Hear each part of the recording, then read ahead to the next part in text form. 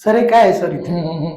आपण जसं तिथे त्या मटाप म्हणजे मोठी वास्तू होती तिथे जसं बघितलं तसं इथे राहणारे जे बदंत आहेत त्यांना झोपण्यासाठीची ही आसन पेडिका आहे.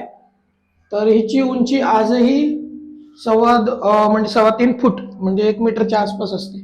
जनरली आपल्याला उंचवटा जसा लागतो तसंच आहे. ही आसन पेडिका आहे, झोपण्यासाठी याचा वापर होत होता. एक बदंत इथे राहायची, त्यांची ही शून्यागार आहे. आतमध्ये आल्यानंतर दरवाजा लावून घ्यायचा. दरवाजाची खोबणी आपल्याला आत्ताही दिसते, झिजून गेली.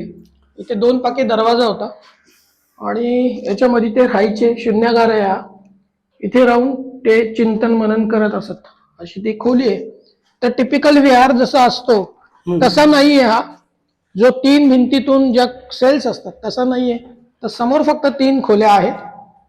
ही एक खोली आहे, याच्यात पडझड झाली, हा तुटलाय, हा काही काळ बघत हा तुटून गेला. हे 3 खोल्या आहेत.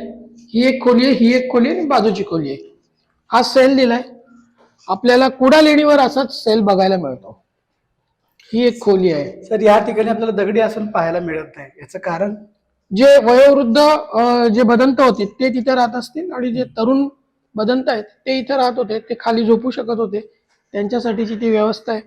तर हे तरुण जे असतील त्यांच्यासाठी ते या खोल्या आहेत. तर आसन पेडिका असणं नसणं हे त्या वयोवृद्ध याच्यावर अवलंबून आहे.